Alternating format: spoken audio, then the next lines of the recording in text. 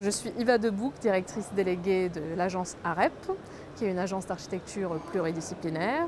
Et la direction de territoire que je pilote est la direction qui regroupe les métiers de l'aménagement du territoire au sein d'AREP, c'est-à-dire l'urbanisme, le paysage, l'ingénierie des espaces publics. Et on travaille sur des projets avec des échelles très variées, qui vont de la très grande stratégie territoriale, avec justement une étude Luxembourg en transition qu'on a rendue début d'année, début 2022, sur le Grand-Duché du Luxembourg et sa région fonctionnelle. On travaille en ce moment sur la décarbonation du Grand Annecy, avec une étude qui s'appelle Grand Annecy Agglomération Archipel. On travaille sur le Grand Genève également, Grand Genève 2050, plus précisément sur le PACA Arves. Et puis on travaille aussi sur des échelles plus petites, avec les rues aux écoles à Paris, les cours oasis, des parvis de gare, des espaces publics autour des lieux de mobilité. Avant d'envisager la densification, il faut se re-questionner sur le besoin même de construire. Il faut ensuite prioriser la rénovation du patrimoine bâti existant, lutter contre son obsolescence, transformer des programmes existants qui peuvent être voués à l'obsolescence dans une logique de décarbonation et vraiment en dernier recours densifier verticalement puis horizontalement en construisant du neuf uniquement sur des sols artificialisés. On parle beaucoup de densité des villes, les villes ne vont pas être habitables si on continue à densifier, etc. Mais je pense que le grand enjeu de la transition écologique et de la transformation et l'adaptation de l'aménagement du territoire pour être compatible avec les objectifs climatiques, c'est plutôt de resserrer le spectre des densités. Aujourd'hui, on a des zones à densité trop faible, trop lâches, qui correspondent à de l'étalement urbain. Donc il convient d'intensifier ou d'innover sur la question d'usage, la question de la mixité, etc. Et puis il y a des zones à densité trop forte. Alors il ne s'agit pas de démolir ou de déconstruire, mais il s'agit de trouver des astuces, notamment dans le rapport à l'usage, dans la décarbonation de la mobilité, pour remettre de la qualité dans l'espace public, remettre de la qualité dans le logement, réintroduire de la nature, réintroduire du bien-être, des espaces de respiration, réintroduire aussi du lien social, parce que quand on piétonise, quand on apaise les rues dans les villes denses, on apporte aussi énormément de bien-être, énormément d'espaces de respiration. Il n'y a pas de mieux ou de moins bien dans la densité ou l'intensité, mais il y a juste un rééquilibrage à avoir sur la question de la densité.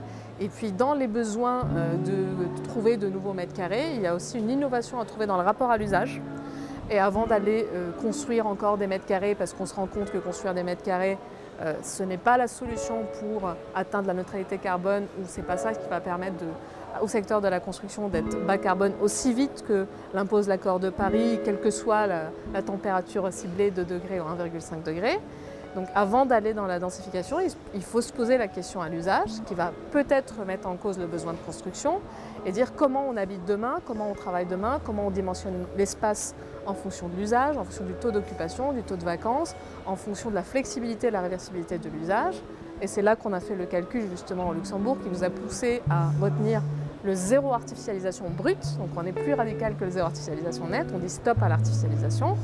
Pour deux raisons. La première raison, c'est qu'on avait des scientifiques dans l'équipe qui ne reconnaissaient pas le pouvoir de renaturation des sols pour redonner à des sols naturels depuis très longtemps les mêmes propriétés biologiques, physiques et chimiques qu'un sol naturel depuis des dizaines d'années possède. Donc c'est un phénomène complexe, la renaturation, pas aujourd'hui complètement calé scientifiquement. Et ensuite, on a préconisé le ZAB pour la région fonctionnelle du Luxembourg, c'est-à-dire le zéro artificialisation brute, parce qu'on a fait un calcul qui a montré qu'en considérant le nombre de mètres carrés existants au niveau de la région fonctionnelle, en le croisant avec le taux d'accroissement de la population, le taux de vacances, le taux de sous-occupation et le rapport à l'usage, on se rend compte qu'il n'y a pas besoin de construire de nouveaux mètres carrés sur la région fonctionnelle du Luxembourg et que le nombre de mètres carrés existants suffit largement. Alors, on est dans une démocratie, on ne va pas imposer aux gens d'aller habiter là où ils n'ont pas envie de vivre parce que c'est là où il y a des mètres carrés disponibles. Donc on ne dit pas stop à la construction, on n'est pas aussi radical que ça. Par contre, on dit posons réellement la question du besoin. Donc on parlait de la programmation tout à l'heure, je pense qu'il est très important d'anticiper cette question et cette ambition de construire la ville sur la ville au moment même de la programmation. Quand on décide dans la ville comment on va travailler les nouvelles orientations programmatiques, avant d'envisager des règles d'implantation, etc. Vraiment travailler sur le besoin, dimensionner le juste besoin, tout en étant un peu innovant et inventif sur le rapport à l'usage. Dans une logique de décarbonation, on se rend compte aujourd'hui que la voiture, l'automobile, c'est le moyen de transport qui émet le plus de gaz à effet de serre, donc le plus carboné. C'est aussi un moyen de transport qui consomme énormément d'énergie. On voit que la crise énergétique est un sujet aujourd'hui. Et en plus, c'est un moyen de transport qui consomme énormément de mètres carrés. Et on a besoin de mètres carrés. Quand on dit stop à l'artificialisation, stop à l'étalement, il faut que l'on retrouve des mètres carrés en milieu urbain pour créer des espaces de respiration, en milieu périurbain pour densifier, intensifier, créer des mixités. Les chiffres que je vais annoncer, c'est issu d'un rapport du ministère des Transports de Luxembourg. Quand on prend des infrastructures de surface équivalente, une route urbaine, une piste cyclable. Une route urbaine, c'est 1200 usagers par heure en termes de capacité horaire. Une piste cyclable, c'est 9500 personnes par heure, un mètre carré équivalent.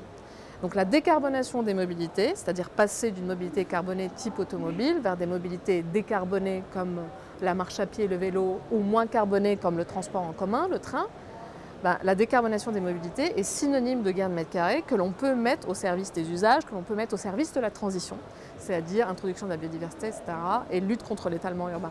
Donc je pense qu'effectivement, la voiture N, c'est fini.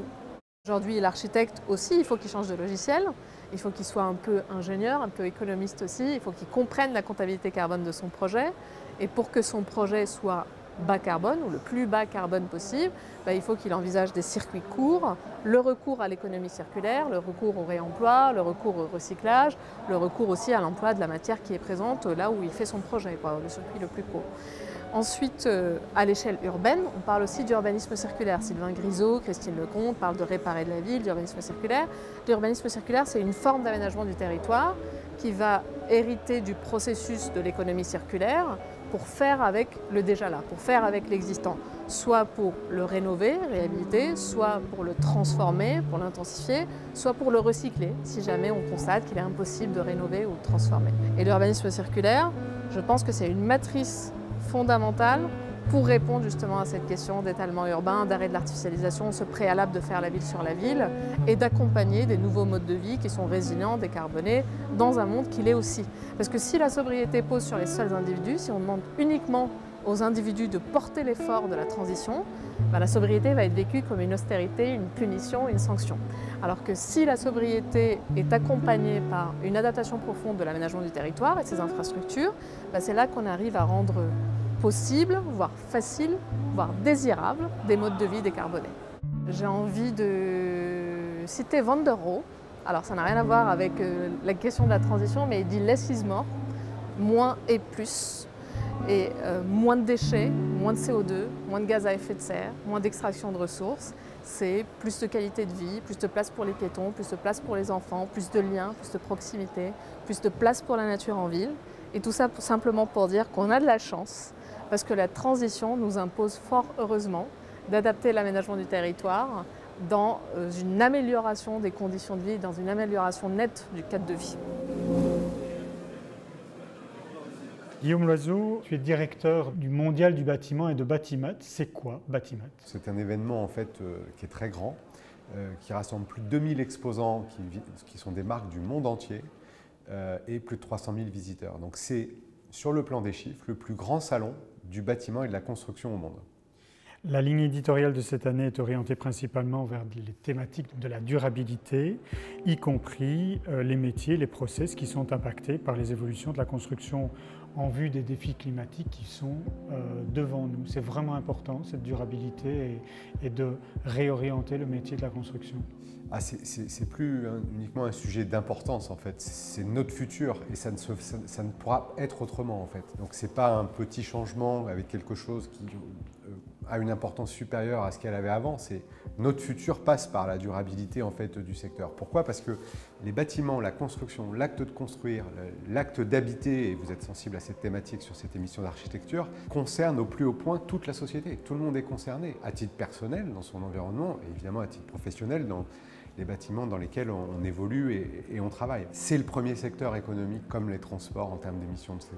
On doit se poser la question de comment on préserve la biodiversité dans le futur par rapport aux besoins de loger tout le monde décemment. C'est probablement le plus grand défi sociétal des 20 prochaines années avec l'alimentation et l'éducation. Le sujet des compétences, de la formation, du développement, de la mise à jour des compétences est devenu clé. Il a toujours été important.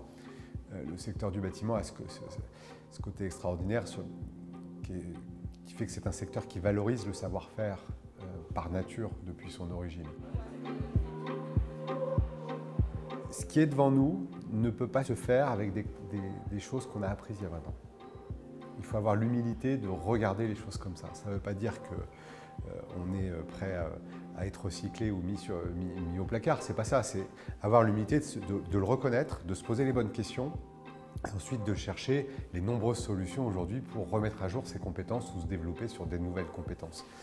Et donc, ce sujet de l'attractivité du secteur du bâtiment par rapport à d'autres secteurs économiques est clé, c'est vrai, dans tous les pays, puisqu'on n'a pas suffisamment de bras et de cerveaux, d'hommes et de femmes pour faire tous ces chantiers de rénovation. Ça, c'est une certitude. Donc, il faut attirer plus de jeunes dans ces nouvelles filières, attirer aussi des gens qui sont dans d'autres filières économiques, qui ont de l'expérience, qui ont un certain savoir-faire et qui seraient intéressés de rejoindre ce métier citoyen du climat, et travailler beaucoup justement sur des nouvelles formes de pédagogie.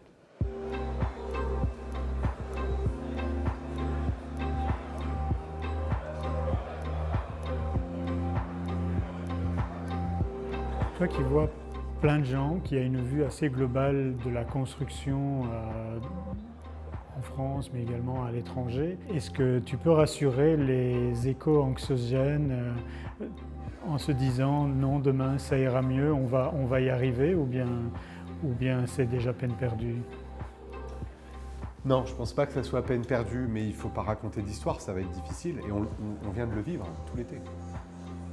Et on va le vivre cet hiver sur d'autres sujets de comment on paye les factures.